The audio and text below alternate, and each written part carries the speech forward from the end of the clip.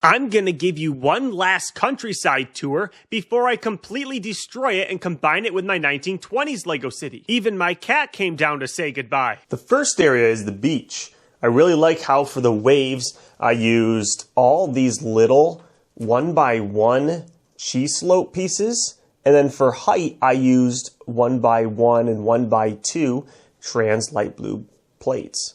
So there you can see the beautiful water. There's a lot of people enjoying their time on the beach. There's an ice cream lady. I'm not sure how she's biking and not sinking into the sand, but she's doing a good job. Then there's a hammock. There are some beach chairs and a little beach house over there. Here's someone who's caught a large shark. They're fishing right there. And what's funny is they actually have a little shark repellent. So I thought that was kind of funny, because that's in case they have to go swimming in the water. They'll use this shark repellent to keep the sharks away, then they'll try to catch them. I also made a life stand, I'm mind blanking on the word. I'll edit it later.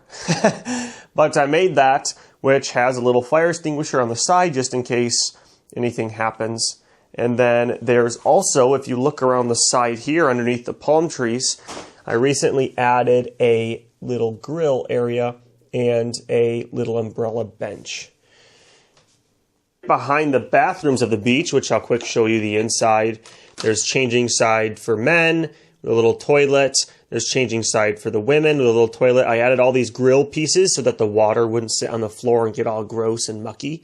And then around the side here, there are some showers, and I made it so that it looked like the sand was a little bit wet in the surrounding areas around the drain, because of course not all the water can always drain.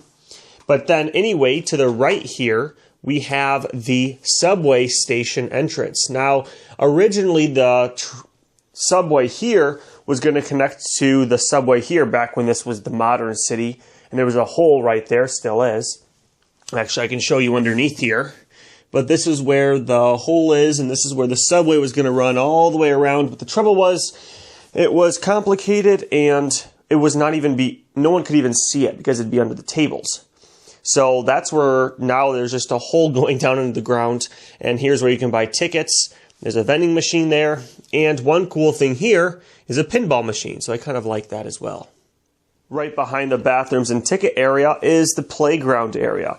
I like how I use this soccer piece, which can actually make the soccer ball get kicked. That's from the old Lego sets back when I was a kid. And then I used the SNOT brick technique to make all these bricks be on their side. So that there, for example, is a 1x1 modified SNOT brick. That's how I make the goal post, but that way it looks a lot more smooth than the studs on a regular Lego area. Here we have a merry-go-round, there's a swing, here's a playground with a little slide, and the pickleball courts. Same technique is used as with the soccer field. There's a glare, but there is a 1x1 modified SNOT brick, and that way it looks very flat and smooth. I like to do that instead of using tiles because it makes the area look a lot smoother than if you just had a whole bunch of tiles, because, for example, here, when the tiles are all next to each other, you can actually still see cracks. Whereas when bricks and plates are next to each other, you can't. Moving across the river, which snakes its way down through the forest and then down out to the ocean, is my favorite area, which is the farmer's market. Now, there's a whole bunch of different stands. There's a beer stand there. There's a guy has beer barrels there, and a big cask right there. There is the bread stand. So there's some croissants, some French bread there. Then there's the vegetable stand, which has carrots and more carrots and pumpkins. Then there's the fruit stand, which has a whole bunch of fruit, cherries, apples, grapes, which I like. I added a little leaf onto a purple ice cream piece, and then attached a little branch piece into the back so it looks like a bunch of grapes. Then there are more cherries and some bananas. Oh, as well as a pineapple right there. So that's a really cool stand. Then we have the black Clint stand, which it's kind of hard to see, But that is from the lore of my city. And you'll have to go back and watch the other videos for that. Basically, Clint is black snow, and it's sold by a black snowman here, one of my viewers. Way back, probably one of my early, before I even had 100 subscribers, wanted me to add that, so I did. And there's a fish stand, which has crab. Well, this is the meat stand, sorry. Crab, sausage, drumsticks, and fish. And then there's the sheriff giving the dog a meat stick, so I like that. There's also a magician pulling a bunny out of the hat here. So that's a little fun little thing to watch while you're at the market. And another interesting thing is I made it so that this tree can rotate. And I'm not even sure why I did that, but that way you can have different angles. And just kind of is a little bit funny. Moving to the left of the farmer's market, we have the fruit fields. So here's the apple tree. I'm going to try to, there you can see the apples. Here are some blackberries and raspberries there. There's some pineapple there and a bunch of grape vineyards. I'm going to be keeping these grape vineyards because once I'm done with this huge countryside here, which incidentally is right now, I'm done with it after this video, I'm going to be also destroying my 1920s Lego city and combining them into a 1920s countryside village next to the sea. So that's going to be interesting, so make sure to stay tuned for that.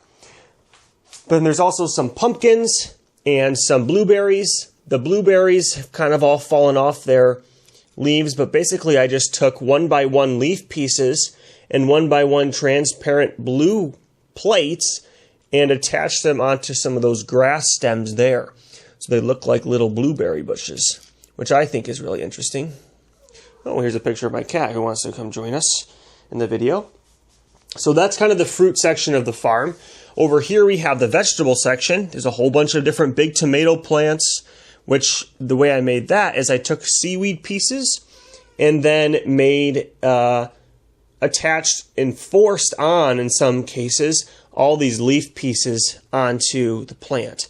Then we have cucumbers, which are sprawling. We have spinach. We have lettuce or cabbage. We have onions, or these are onions rather, sorry.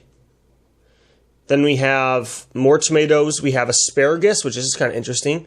This is actually what asparagus look like in real life. And then we just have a few other, well, not a few, a massive carrot farm here. And there's a girl giving her rabbit a carrot. Oh, it looks like my cat has decided to join us on the table. How wonderful. Well, anyway, the farm continues over here with the wheat field. I was going to continue the wheat field all the way to the mountain, and I have about half the number of pieces to do so. But believe it or not, this is the longest. This is the section that takes the longest to build because it's so many wheat pieces. But I do think it looks very nice. Then we have the pig pen, which I used a whole bunch of different brown plates and tiles to make that pig pen look as muddy as possible. Then we have the sheep and chicken pen. There's some hay bales there, more hay bales there for the sheep. There's a whole bunch of just scrubbery, all this little bit of plants. Okay, now that I'm pointing, my cat's continuing to be interested. And then actually the chicken coop, you can actually take off the top, and that's where, before there was a bank, that's where the money was stored. And so they keep it in the chicken coop, which is a safe area because the hens can peck at them. Then the last thing in the farm is the barn where the tractor's parked, and then the cow pasture, which used to have a horse as well, but now I'm using the horses for my 1920 city. Right to the left of the barn, or right behind it really, is the gold mine. Now the vision with this gold mine was to make this huge hill, like skiing over here, and then a big open mine that you could access from this side here. The trouble was I built the hill too vertical, and so if it continues this trend, this would be a straight wall up. And I really ran out of time and pieces. I do still have quite a bit of pieces back here. Here you can see the shell of the mountain, but I didn't like how many slopes I used. When I make a hill for the 1920s countryside, I'm going to be making it much more gradual. This just looks too steep. And even though it is a mountain and cliff faces can be this steep, I thought it was a bit too much. One other funny thing is that down in this hole it says keep out because there's a dwarf, you can kind of see him there, doing his own mining operation. Back behind the playground area is the forest area. There are a few funny scenes in here. There is a hunter up in the tree stand. I had to take his gun for the 1920 city though.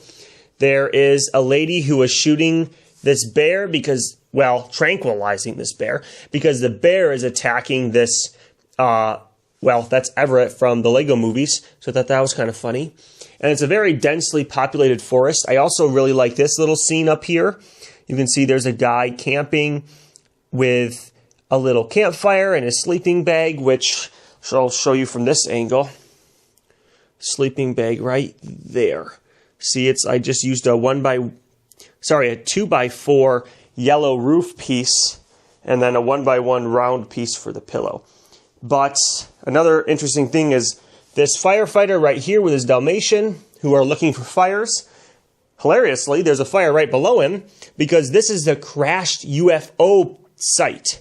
So this grandpa and his grandson were going for a canoe ride and suddenly they stumbled upon this alien ship that had crashed. So that's starting a big fire there. And unfortunately, the fireman is looking way into the distance, maybe trying to examine some food there.